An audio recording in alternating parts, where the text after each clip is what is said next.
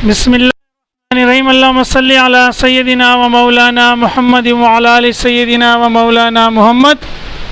रब्बी यस्सिर व ला तुअस्सिर व तम्मिम बिल खैर। रब्बी इश्रह ली सदरी व यस्सिर ली अमरी वहलुल उक़दतम मिन लिसानी यफ़क़हू क़ौली। हीट कैपेसिटी हम पढ़ रहे थे, स्पेसिफिक हीट। अगर थोड़ा सा रिवाइज करें, स्पेसिफिक हीट की डेफिनेशन ये मैंने लिखी हुई है। सी इसका सिंबल है, इसका फॉर्मूला है delta Q upon M delta T. Definition क्या है? Amount of heat required to raise the temperature of 1 kilogram of a substance by 1 degree. वो 1 डिग्री 1 केल्विन भी हो सकता है और 1 सेल्सियस। सपोज दैट पानी के लिए जो इसकी वैल्यू है, पानी के लिए तकरीबन 4200 है ना।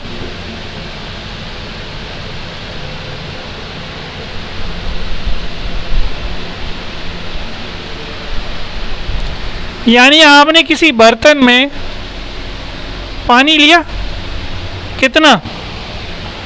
1 kg। कितना लिया भाई? क्या किया इस पानी को?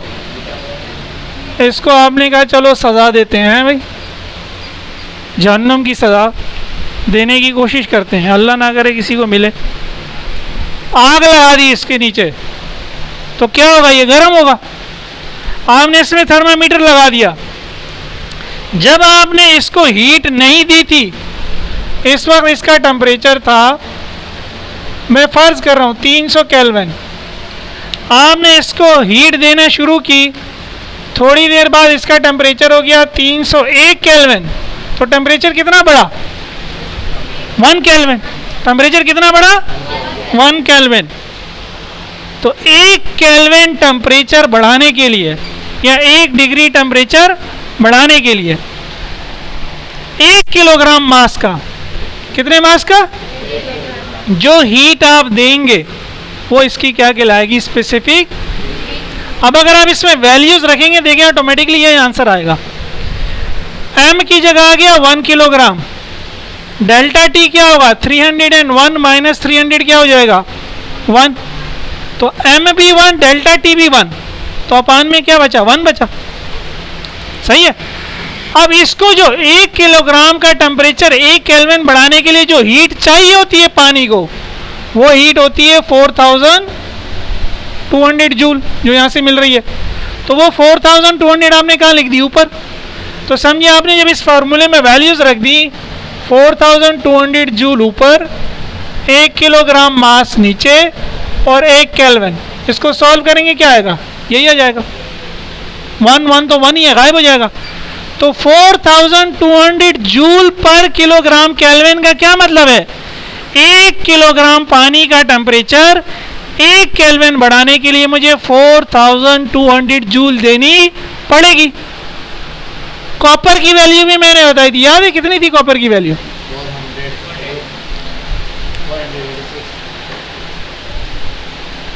बुक में है ना यार, टेबल 11.1 में कितनी थी? 483 थी, 86 थी। सोच लो, कॉपर की 386 थी, तकरीबन 400 तकरीबन। अब अगर आप पानी की जगह कॉपर ले लें, क्या ले लें? उसकी 1 किलोग्राम की रॉड ले लें, 1 किलोग्राम की, उसका टेम्परेचर जब आप 1 केल्विन बढ़ाएंगे तो अगेन 1 किलोग्राम 1 केल्विन, अब यहाँ वैल्यू आएगी 400। यहाँ वैल्यू क्या आएगी? तो कॉपर के लिए क्या होगा? 400 पर किलोग्राम केल्विन। ये टेबल बना हुआ है पेज नंबर 18 पे। तो कहने का मकसद ये, स्पेसिफिक हीट, स्पेसिफिक का क्या मतलब है? खास हीट। खास क्यों कह रहे हैं? मास हमने फिक्स कर दिया 1 किलोग्राम। 1 किलोग्राम मास का टेम्परेचर 1 केल्विन बढ़ाने के लिए जो हीट चाहिए वो क्या है? Specific heat. Simple is that. सही है। और जब मटेरियल चेंज होगा तो ज़ाहिर वैल्यू क्या होगी? चेंज होगी। कोई चीज़ जल्द गर्म होती है, कोई चीज़ देर से। तो जो चीज़ जल्द गर्म होती है उसको थोड़ी हीट चाहिए, जो चीज़ देर से गर्म होती है उसको, जैसे कॉपर की बता दिया, कॉपर के लिए 400 है। तो कॉपर तो मेटल है ना, मेटल गर्मी में देखते हैं ना, हमारे खिड़कियों की रॉड क्या होती है? गर्म हो जाती है। सही है। तो वो उसको थोड़ी सी हीट चाहिए अपना टेम्परेचर बढ़ाने के लिए, पानी को ज़्यादा हीट चाहिए, तो इसलिए पानी की वैल्यू क्या है? ज़्यादा। ये तो ये स्पेसिफिक हीट। सही है। ये स्पेसिफिक हीट निकालते कैसे हैं? इस स्पेसिफिक हीट को निकालने का एक तरीका है, वो होता है डिटरमाइनिंग, वो होता है मैटर ऑफ मिक्सचर्स। ये क्या होता है ये भी हम एग्जाम्पल करेंगे, उसमें डिटेल में कर लेंगे, ये पूरा तरीका समझ आ जाएगा। लेकिन इस तरीके की जो बेस है वो है law of heat exchange. This method is based on the law of heat exchange. Law of heat exchange क्या कहता है? लॉ ऑफ हीट एक्सचेंज ये कहता है, फर्ज करें किसी दिन आप लोग जो सेकेंड ईयर के इतने ज़हीन स्टूडेंट्स हैं भाई, वो कहें यार सर इतनी मेहनत से पढ़ाते हैं, सर वो किसी दिन गर्म चाय तो पिला दें। क्या करें? गर्म चाय घर से बना के ले आए थर्मोस में और सर को पिला दें। माशाल्लाह, अल्लाह ताला आप लोगों को खुश रखे। तो जब वो गर्म चाय में कप में यहाँ रखूँगा, थोड़ी देर बाद क्या होगा? वो ठंडी हो जाएगी। इस गर्म चाय से हीट निकलेगी, कहाँ जाएगी? सराउंडिंग में। कहाँ जाएगी? तो अभी ये गर्म चाय हॉट बॉडी है और सराउंडिंग क्या है? कोल्ड बॉडी है। ऐसे ही है ना। ये लॉ क्या कहता है? एक वक्त ऐसा आएगा कि जो टेम्परेचर इस सराउंडिंग का था वही टेम्परेचर इस कप का भी हो जाएगा। हमें नज़र भी आ रहा होता है धुआं निकलता हुआ, जब ठंडा हो जाता है फिर उंगली लगाने से ठंडा लगता है, धुआं भी वो होता क्या है? जो टेम्परेचर सराउंडिंग का वही टेम्परेचर इसका भी हो जाता है। तो अब ये उसके मुकाबले में हॉट नहीं है, तो ये हीट ट्रांसफ़र नहीं कर सकते। तो लॉ ऑफ हीट एक्सचेंज क्या कहता है कि जितनी हीट इस हॉट बॉडी ने निकाली है, खारिज की है, उतनी हीट इस कोल्ड बॉडी ने ले ली है। Heat lost by hot body या heat given by hot body. इस केस में हमारी हॉट बॉडी क्या है भाई? टी। कोल्ड बॉडी क्या है? सराउंडिंग।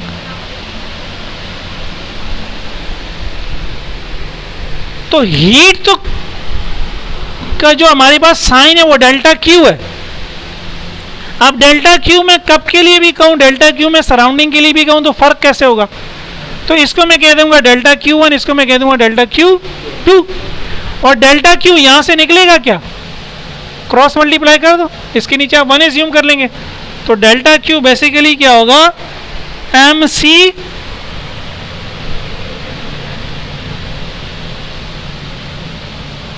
क्रॉस मल्टीप्लाई करोगे ना, तो यहां भी आएगा एम सी डेल्टा टी, यहां भी आएगा। लेकिन जाहिर है अगर इसको मैंने M1 कहा है तो यहां आएगा M1 C1 डेल्टा T1, यहां आएगा M2 C2, क्योंकि अगेन ये चाय है, इसका मास कुछ और है, इसकी स्पेसिफिक हीट की वैल्यू कुछ और है। ये सराउंडिंग है, इसका मास कुछ और है, इसकी स्पेसिफिक हीट की वैल्यू कुछ, तो अलग अलग नाम दे देंगे। यहाँ तक सबको क्लियर है? अगर ये आपकी समझ में आ गया है तो उम्मीद मैं करता हूँ कि आ गया होगा। तो इंशाल्लाह अभी हम जब न्यूमेरिकल करेंगे वो भी यकीनन आपको समझ में आएगा। इतना आप उतार लें, ठीक है? ये जो लोग नए हैं उनके लिए मैंने इतनी चलिए, ये एक एग्जाम्पल है बुक की पेज नंबर 19, एग्जाम्पल 11.5, ठीक है? अब न्यूमेरिकल सॉल्व करने का सबसे जो पहला बुनियादी फार्मूला है वो क्या होता है? Understand the question. तो अंडरस्टैंड द, सवाल समझें, है भाई? सवाल समझ लिया तो ये वन हाफ द बैटल, आधी जंग जीत ली। पेज नंबर 19 एग्जाम्पल है, अ 50 ग्राम पीस ऑफ मेटल। कोई पीस है मेटल का, जैसे ये मेरे पास डस्टर है, ऐसा कोई मेटल का पीस है, is heated to 100 degree centigrade.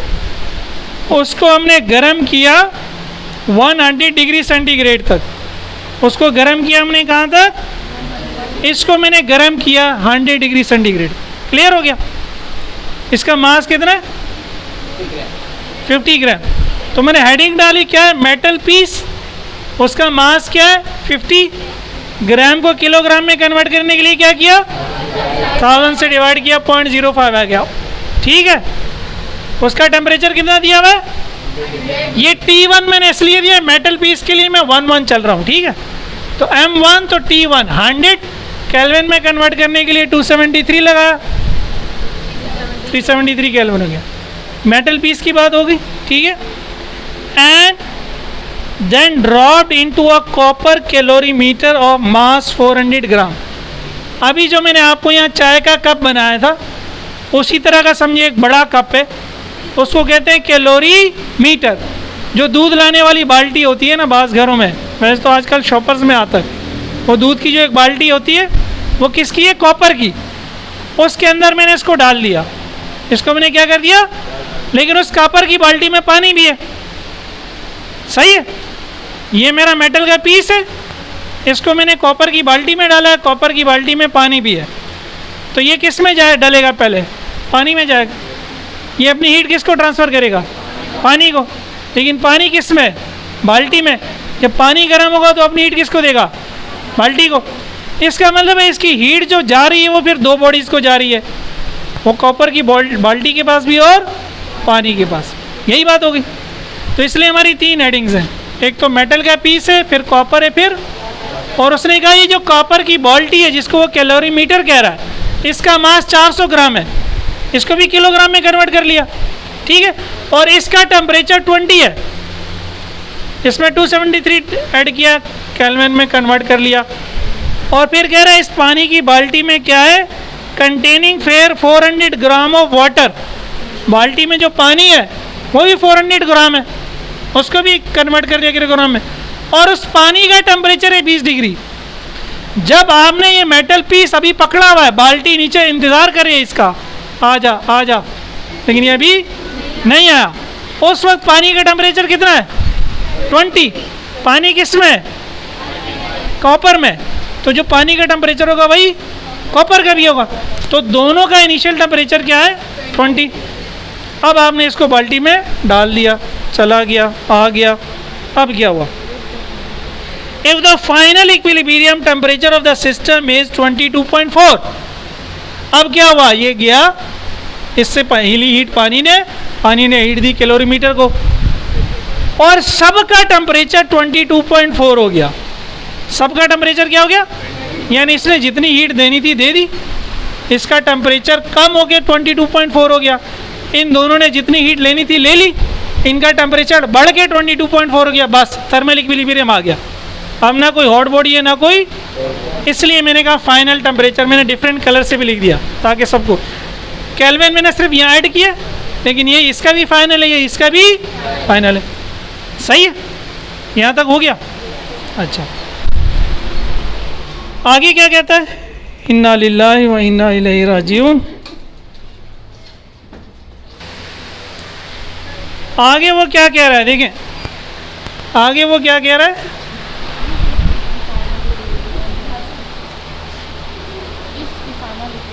Find the specific heat of the metal. Metal साहब की स्पेसिफिक हीट क्या करें, तो क्या नाम दे दिया इसको, C1, 11 चल रहा है ना। Specific heat of copper is 386, copper की स्पेसिफिक हीट 386 है, C2 बोल दिया इसको, ठीक है, क्योंकि कॉपर के मास को क्या है, M2। और पानी की जो स्पेसिफिक हीट है, पानी का मास M3 है, इसको कह दिया C3, ये क्या होती है 4200।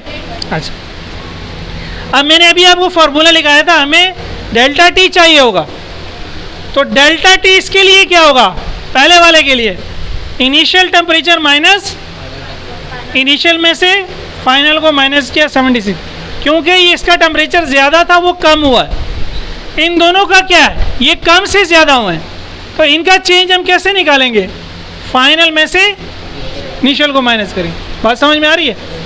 एक बॉडी का टेम्परेचर 100 था और वो 60 हो गया, तो उसका टेम्परेचर कितना कम हुआ, 100 में से 60 माइनस कर देंगे, सही है। एक बॉडी का टेम्परेचर 40 था और वो 60 हो गया, तो इसका टेम्परेचर कितना बढ़ा, 60 में से 40 को माइनस कर देंगे, सही है ना, चेंज निकालना है।